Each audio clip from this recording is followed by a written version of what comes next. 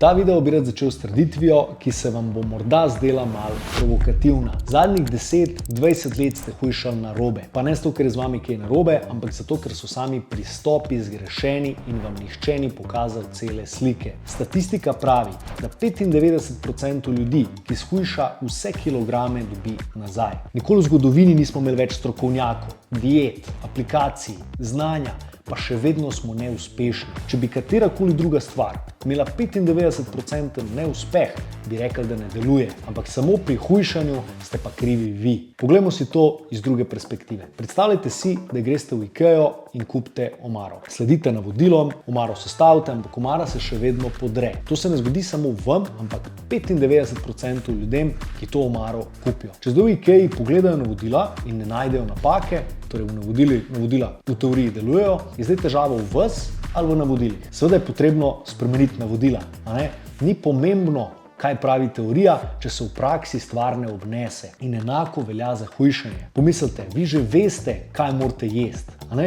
Vi veste, da morate telovaditi. In če bi bilo to dovolj, potem nihče ne bi imel težav s kilogrami. Očitno nekaj manjka. In to je razumevanje, zakaj pristopi ne delujejo. Moje ime je Jan in že več kot desetletje vodim shujševalni program Športne klinike. Danes vam bom razkril 3 razloge, zakaj shujševalni pristopi ne delujejo in kaj bi morali biti drugače. Želim, da res popolnoma spremenite pogled na hujšanje. Pa gremo. Torej, prvi vzrok neuspeha je psihološka ovira. Večina pristopov je zastavljena tako, da se hujšanja loteva kot projekt. Torej nekaj, kar ima začetek in konec. Ampak, ko se hujšanje konča, se življenje nadaljuje in večina ljudi se vrne točno tja, kjer je začela. Zakaj? Ker se niste spremenili kot oseba. Začasno ste spremenili prehrano. Začasno ste spremenili svoje aktivnosti. Ampak ne sebe. Pomislite, če vam jaz danes dam eno magično tableto, s katero čez noč zgubite 20 kg, se boste počutili super, ne? Ampak če vaša identiteta, vaše misli in navade ostanejo enake, kje boste čez 3 mesece? Točno tam, kjer ste bili prej. Zato je treba prenehati spreminjati številko na tehtnici in začeti spreminjati sebe. Kilogrami so samo posledica, navade pa so vzrok prekomerne teže. In dokler se shujševalni programi osredotočajo samo na številko, brez da spreminjajo vaše navade in način razmišljanja, se boste vedno znašli na začetku. Ni vprašanje če, ampak kdaj. Ker borba s kilogrami ni rešitev. Rešitev je sprememba navad in identitete. Drugi vzrok neuspeha pa je biološki oziroma metabolni. Večina shujševalnih programov preprosto ne upošteva vašega metabolizma oziroma ga ne razumejo. Debelost ni samo posledica slabih navad, ampak je sama po sebi tudi vzrok. Ker ko se v telesu nabere preveč maščobe, se ne spremeni samo videz, ampak se spremeni tudi delovanje telesa. Pride do vnetij, do nekih motenj v delovanju metabolizma, ki jih sam imenujem metabolne okvare. Telo dobesedno pozabi, kako zgubljati maščobo. Lahko to čutite močnej, sitosti nikoli, nimate energije, čeprav so vaše maščobne zaloge energije več kot polne. In to začne ustvarjati ta začaran krog. Več kot imate maščobe na telesu, več je vnetij, več je tega hormonskega neravnovesja, potem ste bolj lačni, pojeste še več hrane in naloži se vam še več maščobe in tako naprej. Nažalost pa te metabolne okvare niso edini izziv, ki nam ga daje metabolizem. Ko govorimo o hujšanju, ves čas poslušamo ta nasvet, gibaj več in jej manj. In ta v teoriji res deluje, v praksi pa ne, vsaj ne dolgoročno. Pa ne zato, ker teorija ni pravilna, ampak zato, ker telo ni kalkulator. Ko jeste manj, se telo začne braniti, ker misli, da stradate, da ste v pomanjkanju, in aktivirajo se obrambni mehanizmi, ki upočasnijo vaš metabolizem, povečajo lakoto, zmanjšajo energijsko porabo in se borijo proti vsaki izgubi teže. In takrat se potem hujšanje ustavi. In nič od tega ni seveda vaša krivda, ker to ni težava volje, ampak to je preprosto fiziološki problem telesa, ki pa je na žalost velikokrat spregledan. Torej, če povzamem, upoštevanje metabolnih okvar in obrambnih mehanizmov je osnova, brez katere ne moremo planirati hujšanja. Drugače lahko vse delate na zunaj, spremenite in delate prav, ampak če naše telo ne zmore spremembe, vam tudi ne bo dovolili te spremembe. In če vas zanima, kako vaše telo deluje in kako te težave prepoznati pri sebi, vam toplo priporočam, da si pogledate naslednji video v seriji z naslovom Zakaj jej manj in gibaj več ne deluje. Mi pa gremo zdaj na zadnji, tretji vzrok neuspeha shujševalnih programov. To pa je, da so shujševalni pristopi in rešitve zasnovani za idealne pogoje in neresnično življenje. Strokovnjaki pri upoštevanju oziroma pri sestavi programov ne gledajo na vas kot celoto, ker ljudje čutimo, ljudje smo motivirani, smo utrujeni, imamo obveznosti, nimamo neomejeno energije in imamo ogromno nekih psiholoških vzorcev, zaradi katerih naše vedenje in dejanja niso vedno takšna, kot bi si želeli ali pa rečemo, da bodo. Zato je treba ustvariti shujševalne programe, ta navodila, da boste vsi tisti, ki jim želimo pomagati, prišli do cilja. In sam sem prišel do 3 zaključkov, na katerih smatram, da morajo temeljiti programi in diete. Prva stvar, ki jo morajo imeti vsi pristopi, so preprosta pravila in struktura. In to ni stvar debate. Dobra pravila in navodila morajo biti jasna, črno-bela. Zakaj? Zato, ker sami ne moramo sprejemati milijon odločitev, ker je potem večja verjetnost, da delate napake. Če dam samo par primerov. Strokovnjaki vam svetujejo, jejte 2 do 5 obrokov na dan, ampak imejte kalorični deficit. Jejte vse, brez omejitev, ampak bodite zmerni. Zdaj, kaj je zmerno? Kaj je deficit? Najboljš mi je pa, ker rečejo, poslušajte svoje telo in se ne omejujte. Ampak kaj pa, če moje telo želi pico ob pol polnoči vsak dan? In zdaj vi poslušate ta navodila, zjutraj vstanete in prva dilema je, kaj jesti za zajtrk. A sploh jesti zajtrk, potem malca, a jo rabite, koliko kalorij sploh še lahko pojeste.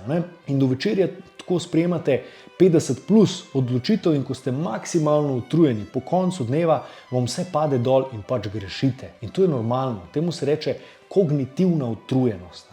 Utrujeni ste od sprejemanja odločitev zaradi slabih smernic in pravil, vaša volja pa je omejena. Enkrat so naredili raziskavo, kjer so ljudem dali zapleteno uganko za reševati, zraven njih so pa postavili piškote in redkvice. Ena skupina ljudi je lahko jedla vse, druga pa ni smela jesti piškotov. In tista skupina, katerim so bili piškoti prepovedani, so z uganko obupali 3-krat prej kot drugi. Zakaj? Ker so vso svojo voljo za vztrajnost porabili že pri upiranju piškotom. In ko vi enako ves dan sprejemate odločitve in porabljate voljo, zvečer nimate več energije in si naročite pico. Ker ko ste mentalno izčrpani, vedno izberete opcijo najmanjšega odpora. In utrujen človek izgubi to sposobnost dobrega odločanja. Zato nejasna pravila pri hujšanju in pomanjkanje strukture pripelje do neuspeha. Zato jasna struktura in črno-bela pravila pripeljejo do avtomatizma, ker ne rabite več sprejemati odločitev.